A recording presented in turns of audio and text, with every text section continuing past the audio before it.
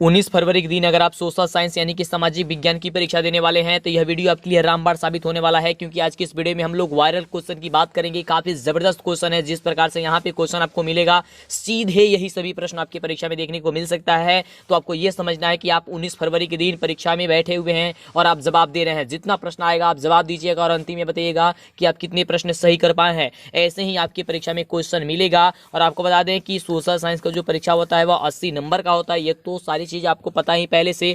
और हाँ, आप सब्जेक्टिव प्रश्न का यदि आप उत्तर देने जाएं तो आप अपना यथासंभव अपने ही शब्दों में उत्तर देने का प्रयास कीजिएगा। और सारी चीजें आपको हमने पहले बता दिया है, कॉपी कैसे लिखनी है, सब्जेक्टिव प्रश्न ओएमआर शीट को कैसे भरनी है, ये सारी वीडियो इस चैनल पे अपलोड है। इसे जानना काफी जरूरी है कि कॉपी कैसे लिखा जाता है, ओएमआर शीट को कैसे भरा जाता है, जिससे कि गलती ना हो। सबसे ज्यादा गलती वही होती है, नहीं तो पूरे साल की पढ़ाई बर्बाद हो जाएगी। इस चैनल पे अपलोड है, एक एक करके वो वीडियो जरूर देख लीजिएगा। आइए बात करते हैं आज के प्रश्न की, वायरल प्रश्न की। और आपको बता दें यहाँ पे 80 आपको प्रश्न मिलेगा, जैसे कि वहां पे आपको परीक्षा में मिलेगा। और मात्र आपको 40 प्रश्न को सॉल्व करना है, लेकिन यहाँ पे आपको 80 में 80 सॉल्व करना है, क्योंकि 80 में 80 आपको मार्क्स लाना है। तो जबरदस्त आपको सब्जेक्टिव ऑब्जेक्टिव की तैयारी होनी चाहिए। तो आइए बात करते हैं पहले नंबर प्रश्न की और देखते हैं पहला प्रश्न क्या करा है। इसके लिए अभी तक चैनल को सब्सक्राइब नहीं किए तो पहले जल्दी से चैनल को सब्सक्राइब कर लीजिए, क्योंकि जब तक आप चैनल को सब्सक्राइब नहीं करेंगे आपको आगे से वीडियो नहीं मिल पाएगी। और हाँ, लाइक तो करना ही, आपको कंजूसी नहीं करनी है। इतनी मेहनत से आपको वीडियो बना करके दी जा रही है, सारी क्वेश्चन आपको बहुत ही जबरदस्त क्वेश्चन बताया जा रहा है। तो जल्दी से पहले लाइक कर दीजिए और चैनल को सब्सक्राइब नहीं किया तो कर दीजिए। आइए देखते हैं पहला प्रश्न जो है वो क्या कह रहा है और अंतिम तक प्रश्न हम सभी का क्या कह रहा है। तो सबसे पहला नंबर प्रश्न काफी कमाल का प्रश्न है कि इटली तथा जर्मनी वर्तमान में किस महादेश के अंतर्गत आते हैं। फटाफट बताइए कि इटली तथा जर्मनी वर्तमान में किस महादेश के अंतर्गत आते हैं। तो बिल्कुल इसका सही उत्तर हो जाएगा ऑप्शन सी नंबर, कि यह जो है वह यूरोप महादेश के अंतर्गत आते हैं, यानी कि ऑप्शन जो होगा हो जाएगा आपका सी नंबर, बिल्कुल सही उत्तर हो जाएगा।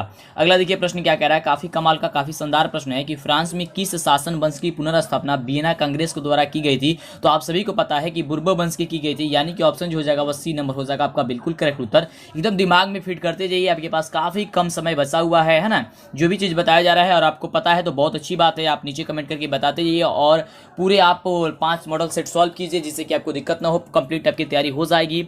इसके लिए चैनल को सब्सक्राइब नहीं किए कर लीजिए, क्योंकि जब तक चैनल को सब्सक्राइब नहीं करेंगे आपको आगे से भी जो वीडियो है वह नहीं मिल पाएगी। चलिए अगले प्रश्न की बात करते हैं। तो अगला देखिए प्रश्न कह रहा है कि मेजनी का संबंध किस संगठन से था बाबू। तो मेजनी का जो संबंध था ना वह कार्बोनिली से था, यानी कि ऑप्शन क्या हो जाएगा बी नंबर आपका बिल्कुल करेक्ट उत्तर हो जाएगा ना। किससे था, कार्बोनिली से था।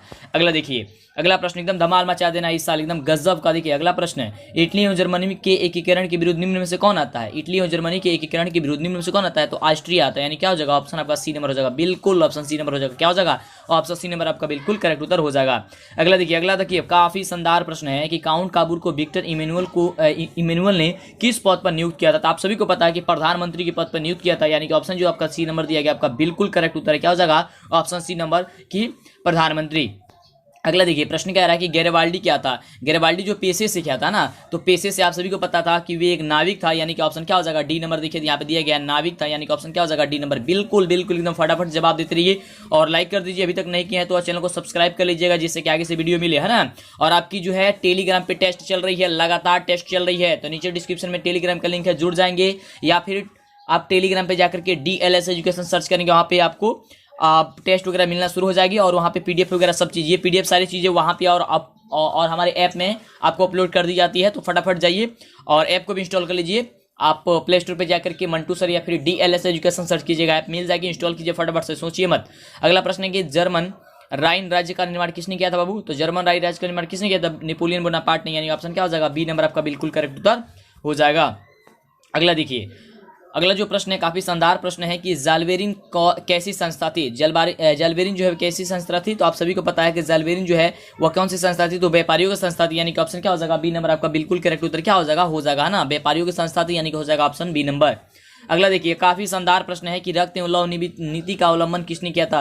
रक्त एवं लौह नीति का अवलंबन किसने किया था। तो बिस्मार्क ने किया था। तो देखिए बिस्मार्क कहाँ पे ऑप्शन दिया गया है, तो ऑप्शन आपका सी नंबर में दिया गया है, तो ऑप्शन सी नंबर का बिल्कुल करेक्ट उत्तर हो जाएगा। एकदम शानदार तरीके से एकदम जवाब दीजिए, बिल्कुल काफी कम समय बचा हुआ है, काफी कम समय। अगला देखिए प्रश्न है कि फ्रैंकफर्ट की संधि जो हुई थी वो कब हुई थी। फ्रैंकफर्ट की संधि कब हुई थी, 1871 ईस्वी में हुई थी ना जी, 1871 ईस्वी। क्या हो जाएगा इसका बिल्कुल करेक्ट उत्तर हो जाएगा ऑप्शन डी नंबर हो जाएगा, है ना। चलिए अगले प्रश्न की बात करते हैं। देखिए अगला प्रश्न कह रहा है कि रूस में कृषक दास प्रथा का अंत कब हुआ था। रूस में कृषक दास प्रथा का अंत कब हुआ था। 1861 ईस्वी में हुआ था बाबू, 1861 ईस्वी, एकदम याद कर लेना है फटाफट से। 61 का ये नंबर हो जाएगा 1861 ईस्वी। अगला देखिए अगला प्रश्न काफी शानदार एकदम गजब का प्रश्न है कि रूस में जार का क्या अर्थ होता है। रूस में जार का क्या होता है? रूस का सम्राट होता है ना जी, रूस का सम्राट होता है, यानी कि ऑप्शन क्या हो जाएगा? डी नंबर आपका बिल्कुल करेक्ट उत्तर हो जाएगा, आपका ऑप्शन हो जाएगा डी नंबर बिल्कुल करेक्ट है। अगला देखिए, अगला जो प्रश्न है वह प्रश्न कह रहा है कि कार्ल मार्क्स का जन्म कहाँ हुआ था। कार्ल मार्क्स का जन्म कहाँ हुआ था आपको ये बताना है।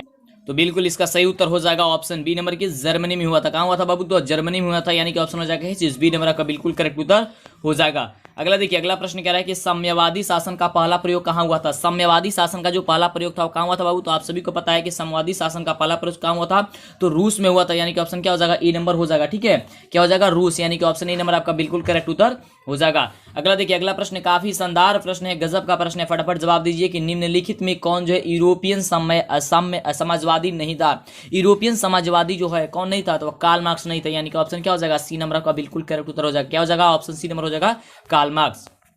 अगला देखिए, अगला क्वेश्चन काफी शानदार क्वेश्चन है कि वार एंड पीस किसकी रचना है। वार एंड पीस किसकी रचना है? तो आप सभी जानते हैं कि वार एंड पीस जो रचना है वह टॉल्स्टॉय की रचना है, यानी कि ऑप्शन क्या हो जाएगा? बी नंबर आपका बिल्कुल करेक्ट उत्तर हो जाएगा। क्या हो जाएगा? टॉल्स्टॉय, यानी कि ऑप्शन हो जाएगा बी नंबर। अगला देखिए, अगला प्रश्न बहुत ही अच्छी प्रश्न है कि बोल्शेविक क्रांति कब हुई। और जितने भी प्रश्न है आपके लिए काफी ज्यादा इंपॉर्टेंट है, क्योंकि पिछले साल किसने किस साल ये पूछा ही गया है। तो ऑप्शन हो जाएगा बी नंबर की नवंबर 1917, है ना। तो आप चैनल को सब्सक्राइब करके लगातार वीडियो देखिए, काफी कम समय बचा हुआ आपके पास, है ना, बहुत कम समय बचा हुआ आपके पास। तो फटाफट से चैनल को सब्सक्राइब कर लेंगे जिससे आगे से वीडियो मिले, है ना। अगला प्रश्न है कि लाल सेना का गठन किसने किया था बाबू? लाल सेना का गठन जो है किसने किया था? तो ट्रस्टी ने किया था, यानी ट्रस्ट की आपका क्या हो जाएगा? ऑप्शन नंबर सी हो जाएगा आपका, सी नंबर हो जाएगा बिल्कुल। चलिए अगला प्रश्न देखिए, क्वेश्चन कह रहा है कि काफी शानदार प्रश्न है कि लेनिन की मृत्यु कब हुई थी बाबू? लेनिन की मृत्यु कब हुई थी? 1924 में हुई थी ना जी। तो 1924 देखिए कहाँ पे ऑप्शन दिया गया? तो ऑप्शन आपका डी नंबर में दिया गया है, तो ऑप्शन डी नंबर आपका क्या हो जाएगा? बिल्कुल करेक्ट उत्तर हो जाएगा। अगला देखिए, अगला जो प्रश्न है वह प्रश्न कह रहा है कि ब्रेस्ट-लिटोव की संधि जो थी किन दो देशों के बीच हुई थी? तो क्या हो जाएगा? इसका आंसर क्या हो जाएगा? फटाफट बताइए आपका। हाँ, तो इसका क्या आंसर हो जाएगा? ऑप्शन आपका डी नंबर हो जाएगा, रूस और जर्मनी के बीच हुई थी। तो रूस और जर्मनी के बीच, यानी कि ऑप्शन हो जाएगा क्या चीज? D number. ठीक है, चलिए अगला प्रश्न कह रहा है कि गदर पार्टी की स्थापना किसने किया, किसने और कब की थी गदर पार्टी की? तो आप सभी को पता है कि लाला हरदयाल 1913 ईस्वी में, यानी कि ऑप्शन क्या हो जाएगा? सी नंबर आपका बिल्कुल क्या हो जाएगा? उत्तर करेक्ट हो जाएगा। अगला देखिए, काफी शानदार प्रश्न है कि जलियांवाला बाग हत्याकांड किस तिथि को हुआ था? जलियांवाला बाग हत्याकांड जो हुआ था वह किस तिथि को हुआ था? आपको पता है कि 13 अप्रैल 1919 ईस्वी को हुआ था, यानी कि ऑप्शन जो हो जाएगा क्या हो जाएगा? ए नंबर आपका बिल्कुल करेक्ट उत्तर हो जाएगा। एकदम दिमाग में बैठाते जाइए, याद करते जाइए। चलिए अगला प्रश्न है, लखनऊ समझौता बाबू कब हुआ था? लखनऊ समझौता कब हुआ था? फटाफट बताइए। देखिए यहाँ पे ऑप्शन दिया गया है, लखनऊ समझौता की बात करें तो कब हुआ था बाबू? 1916 ईस्वी, यानी कि ऑप्शन क्या हो जाएगा? ए नंबर हो जाएगा। क्या हो जाएगा? 1916 ईस्वी, यानी कि ऑप्शन नंबर ए हो जाएगा। अगला देखिए, अगला जो प्रश्न है काफी शानदार प्रश्न है कि असहयोग आंदोलन का प्रस्ताव कांग्रेस के किस अधिवेशन में पारित हुआ था? असहयोग आंदोलन का प्रस्ताव जो है वो कांग्रेस के कौन सा अधिवेशन में पारित हुआ था? तो सितंबर 1920 ईस्वी कलकत्ता, सितंबर 1920 ईस्वी कलकत्ता जो आपका बिल्कुल करेक्ट उत्तर हो जाएगा। ठीक है, चलिए काफी बढ़िया। और अभी तक आप हमारा ऐप नहीं इंस्टॉल किए तो कर लीजिएगा फटाफट से, प्ले स्टोर पे जाकर के आप DLS एजुकेशन या मंटू सर सर्च कीजिएगा, मिल जाएगा। और हमारे टेलीग्राम वगैरह से सबसे जुड़ जाइए जल्दी से, फेसबुक इंस्टाग्राम सबसे। चलिए अगला प्रश्न है कि भारत में खिलाफत आंदोलन कब और किस देश के शासक के समर्थन में शुरू हुआ?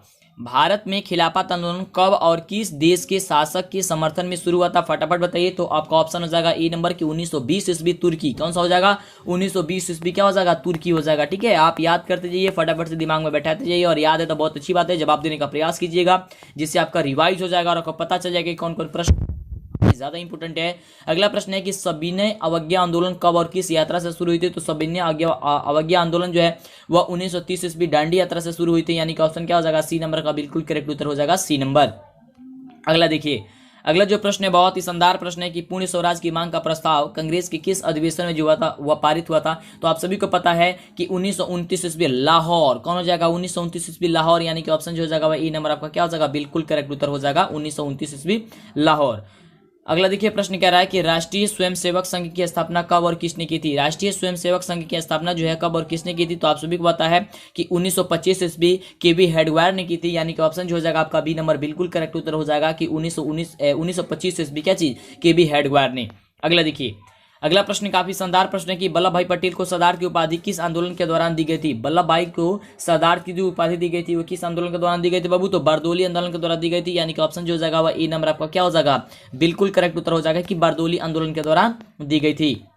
अगला देखिए, बहुत ही शानदार प्रश्न है। प्रश्न कह रहा है कि रंपा विद्रोह कब हुआ था? रंपा विद्रोह कब हुआ था? फटाफट बताइए। तो जो रंपा विद्रोह हुआ था वो क्या हुआ था? 1918 में हुआ था, यानी कि ऑप्शन जो क्या हो जाएगा? सी नंबर आपका बिल्कुल करेक्ट उत्तर हो जाएगा। ठीक है, तो फटाफट से आप याद करते जाइए, दिमाग में बैठाते जाइए। चलिए अगला प्रश्न देखिए, काफी शानदार प्रश्न है, जवाब देने का प्रयास करेंगे।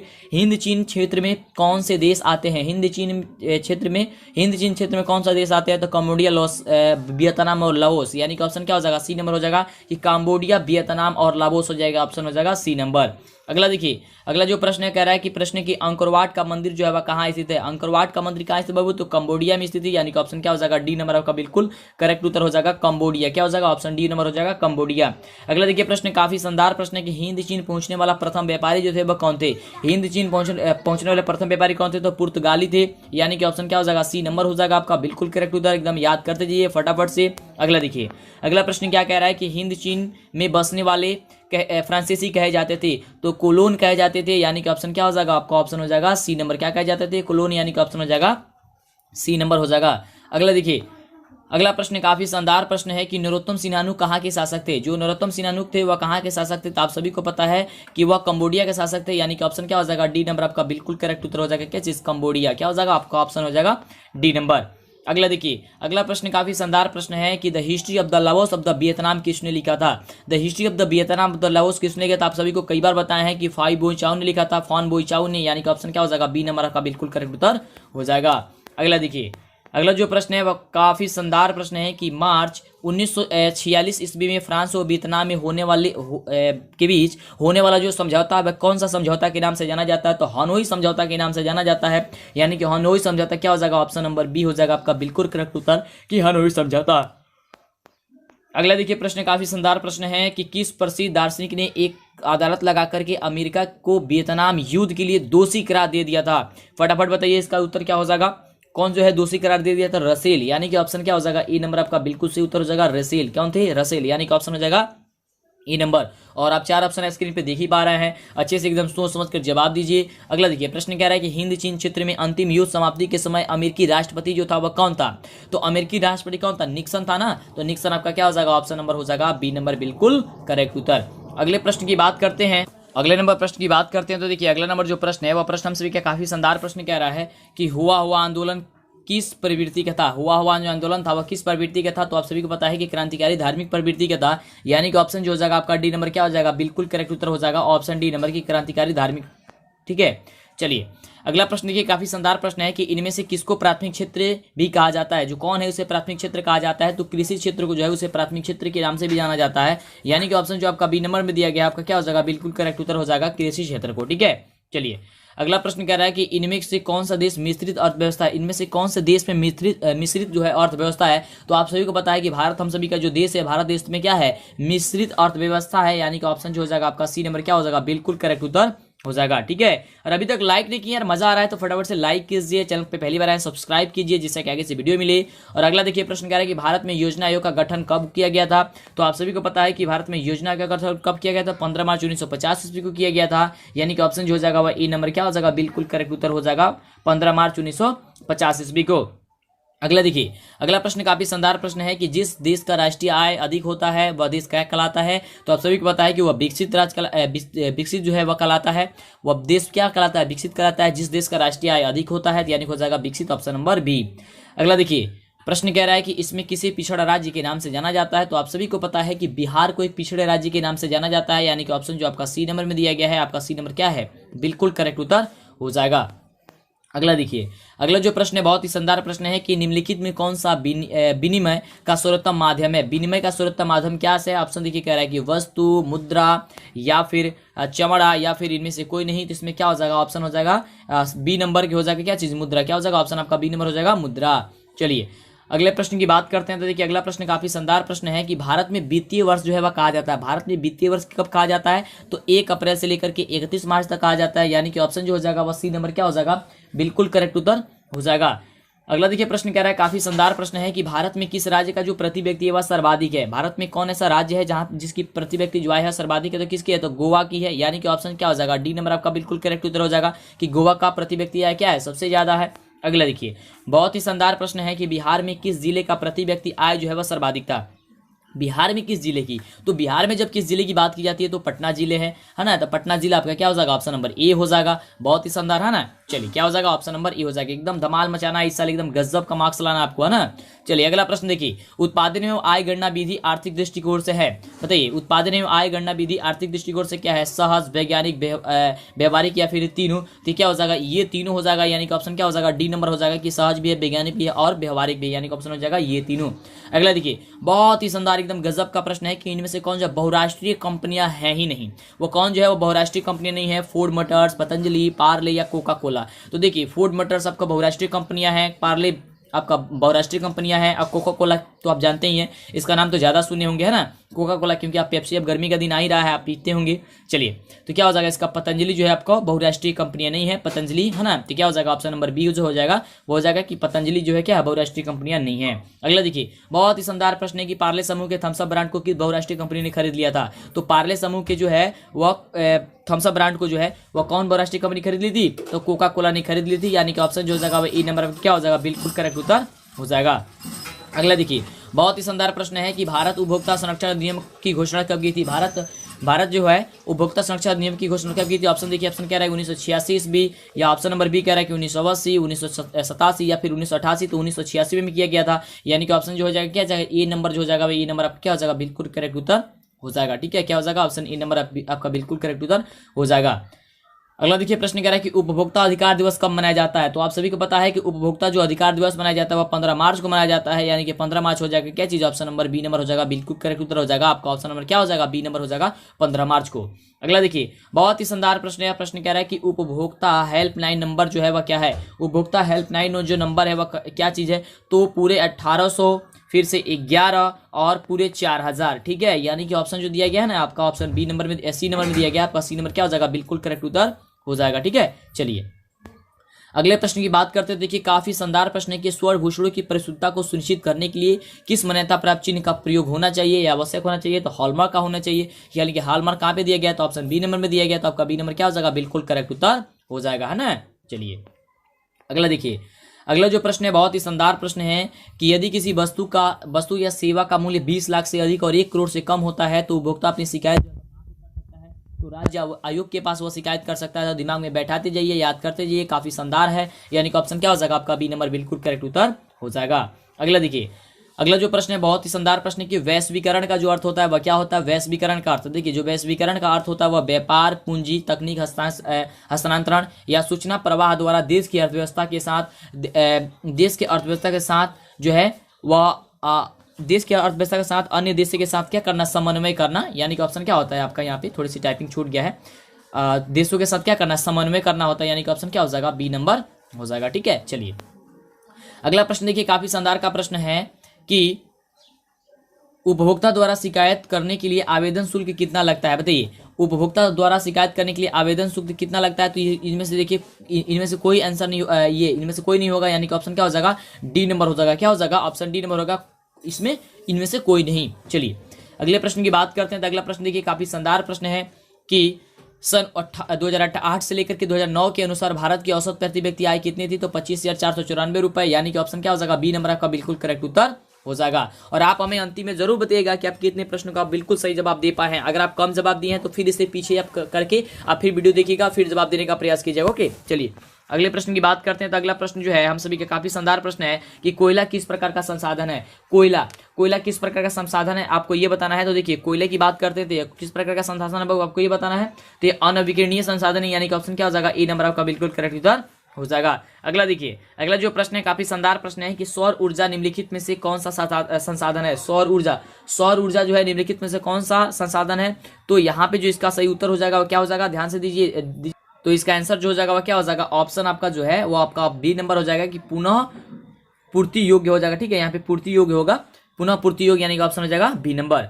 अगला देखिए, बहुत ही शानदार काफी मजेदार प्रश्न है और प्रश्न कह रहा है हम सभी का कि तट रेखा की कितने किलोमीटर क्षेत्र की सीमा अपवर्जक आर्थिक क्षेत्र जो है वह कहलाता है। ऑप्शन देखिए कह रहा है कि 100 किलोमीटर, ऑप्शन कह रहा है कि 200 किलोमीटर, 150 किलोमीटर या फिर 250 किलोमीटर। तो ये कहलाता है 200 किलोमीटर, है ना, यानी कि ऑप्शन क्या हो जाएगा, बी नंबर आपका बिल्कुल करेक्ट उत्तर हो जाएगा 200 किलोमीटर। अगला देखिए, अगला जो प्रश्न है बहुत ही शानदार प्रश्न है कि डाकू की अर्थव्यवस्था का संबंध किससे है। डाकू की अर्थव्यवस्था का संबंध जो है वह किससे है, तो वह है संसाधन की नियोजित दोहन से, यानी कि ऑप्शन क्या हो जाना चाहिए, आपका ऑप्शन हो जाएगा सी नंबर की संसाधन की नियोजित क्या चीज, दोहन से, यानी कि ऑप्शन हो जाएगा सी नंबर। अगला देखिए प्रश्न काफी शानदार प्रश्न है कि समुद्री क्षेत्र में राजनीतिक सीमा की कितने किलोमीटर तक क्षेत्र जो है वह संपदा निहित है। समुद्री क्षेत्र में राजनीतिक सीमा के कितने किलोमीटर क्षेत्र जो है संपदा निहित है, तो क्या हो जाएगा आपका ऑप्शन 19.2 यानी कि 19.2 किलोमीटर, ठीक है, यानी कि ऑप्शन क्या हो जाएगा डी नंबर, एकदम दिमाग में बैठाती जानी है ना। चलिए अगला प्रश्न देखिए कह रहे हैं कि पेट्रोलियम किस प्रकार का संसाधन है। पेट्रोलियम जो है किस प्रकार का संसाधन है, आपको बताना है, नवीकरणीय या अनवीकरणीय या फिर जैव या फिर क्या हो जाएगा अजैव। तो पेट्रोल जो है क्या है, अनवीकरणीय संसाधन, यानी कि ऑप्शन क्या हो जाएगा, ऑप्शन आपका ए नंबर क्या हो जाएगा, बिल्कुल सही हो जाएगा। अगले देखिए अगला जो प्रश्न हम सभी क्या कह रहा है, काफी शानदार प्रश्न है कि निम्न में से कौन सी मिट्टी सर्वाधिक उपजाऊ है। कौन सी जो मिट्टी है वह सर्वाधिक उपजाऊ की बात करते हैं तो जलोढ़ मिट्टी है ना, तो यहाँ पे क्या हो जाएगा, ऑप्शन हो जाएगा डी नंबर, क्या हो जाएगा, ऑप्शन डी नंबर हो जाएगा जलोढ़ मिट्टी।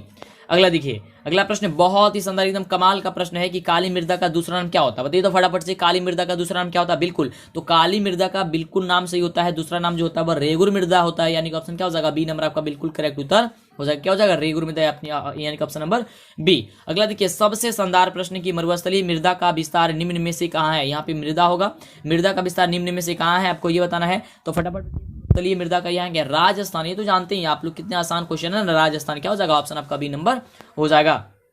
अगला देखिए अगला प्रश्न कह रहा है कि सोपानी कृषि किस राज्य में प्रचलित है। जो सोपानी कृषि है ना वह किस राज्य में प्रचलित है, आपको ये बताना। देखिए ऑप्शन कह रहा है कि बिहार का मैदानी भाग, उत्तराखंड या फिर हरियाणा या फिर पंजाब। ठीक है, सोपानी कृषि की बात करते हैं तो ये उत्तराखंड है, यानी कि ऑप्शन क्या हो जाएगा आपका, ऑप्शन हो जाएगा बी नंबर, ठीक है, क्या हो जाएगा, ऑप्शन हो जाएगा बी नंबर।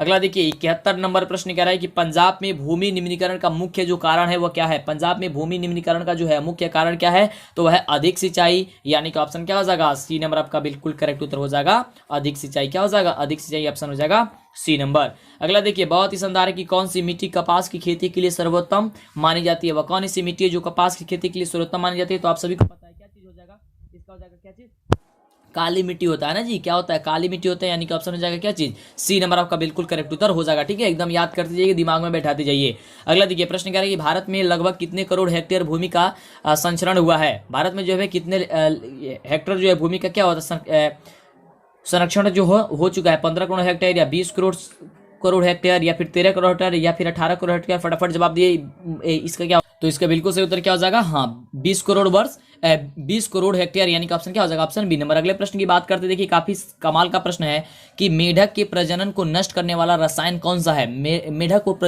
के प्रजनन को नष्ट करने वाला रसायन कौन है, बिल्कुल तो आप सभी को पता है कि वह क्या है, एड्रीन है, यानी कि ऑप्शन क्या हो जाएगा सी नंबर हो जाएगा, क्या हो जाएगा एड्रीन, यानी कि हो जाएगा ऑप्शन नंबर सी। अगला देखिए प्रश्न काफी शानदार प्रश्न की देश के बांधों को किसने जो है भारत का मंदिर कह दिया था, तो आप सभी को पता है काफी कमाल प्रश्न है ये, कमाल हो, इसका उत्तर हो जाएगा पंडित नेहरू कहते हैं, यानी कि ऑप्शन क्या हो जाएगा डी नंबर हो जाएगा, क्या हो जाएगा डी नंबर हो जाएगा। अभी तक लाइक और चैनल को सब्सक्राइब नहीं किया तो गलती न कीजिए, फटाफट से चैनल को सब्सक्राइब कर लीजिए जिससे कि आगे से आपको वीडियो मिला करे। अगला देखिए प्रश्न कह रहा है कि कुल जल का कितना प्रतिशत भाग जो है महासागरों में निहित है, आपको बताना है फटाफट से कि कितने प्रतिशत जो है, तो लगभग जो है 96.6% जो है आपको निहित है, यानी कि ऑप्शन हो जाएगा क्या चीज, सी नंबर। अगला देखिए प्रश्न कह रहा है कि बृहद क्षेत्र में तो देखिए यहाँ पे थोड़ा सा गलती हो चुका है, यहाँ पे जत नहीं होगा जल होगा। बृहद क्षेत्र में जल की उपस्थिति के कारण ही पृथ्वी को कहते हैं, हम लोग क्या कहते हैं, नीला ग्रह कहते हैं, यानी कि क्या कहते हैं, उसे ऑप्शन हो जाएगा बी नंबर होना चाहिए। देखिए बी नंबर दिया गया है, हाँ ऑप्शन बी नंबर हो जाएगा क्या चीज, नीला ग्रह हो जाएगा, क्या चीज, ऑप्शन हो जाएगा नीला ग्रह, थोड़ा थोड़ा दिखाई दे रहा था हमको।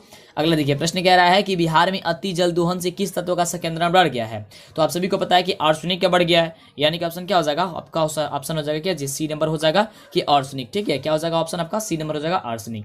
अगला देखिए अगला प्रश्न सेकंड लास्ट प्रश्न है कि प्राणियों के शरीर में कितना प्रतिशत जल की मात्रा जो है वह निहित है, आपको ये बताइए। तो प्राणियों में जो है शरीर के कितना प्रतिशत जल की मात्रा निहित है, लगभग 65% है, यानी कि आपका ऑप्शन हो जाएगा क्या चीज, 65%, यानी ऑप्शन हो जाएगा क्या चीज, सी नंबर हो जाएगा आपका बिल्कुल करेक्ट उत्तर। चलिए अब ये रहा आपका अंतिम प्रश्न। अब आप कितने प्रश्न का जवाब दे चुके हैं, लगातार जो बच्चे हमारे चैनल से पढ़ाई किए होंगे वह 80 में 80 तो जरूर जवाब दे दिए होंगे, लेकिन आप कितने प्रश्न का जवाब दिए हैं तो फटाफट बताइए। और यदि आपने मतलब आपको तैयारी अभी थोड़ी सी अधूरी है तो फटाफट से कम 5 मॉडल सेट जो आपको कंप्लीट करा रहे हैं प्रत्येक सब्जेक्ट की। साइंस की कंप्लीट हो चुकी है, आपको सोशल साइंस की कंप्लीट होने जा रही है, इसी तरह से मैथ की, संस्कृत की, हिंदी की, ये सारी चीजें कंप्लीट हो रही है, इंग्लिश की भी आपकी चल रही है ना। तो सबका देखिए फटाफट से तैयारी कीजिए, चैनल को सब्सक्राइब कर लीजिए जिससे कि आगे से वीडियो मिली। तो ये बात करते हैं 80 नंबर प्रश्न का। क्या कह रहा है प्रश्न? तो विश्व की कितनी प्रतिशत जो जनसंख्या वो भारत में निहित करती है? विश्व की जो है वो कितनी प्रतिशत जनसंख्या जो है क्या करती है? भारत में निहित करती है। आपको ये बताना, फटाफट बताइए कितने प्रतिशत निहित करती है। तो इसका जो बिल्कुल उत्तर हो जाएगा क्या हो जाएगा? 18% हो जाएगा, यानी कि ऑप्शन हो जाएगा क्या चीज? बी नंबर हो जाएगा 18%। तो आप कितने प्रश्न का जवाब दिए हैं आप हमें बताएं।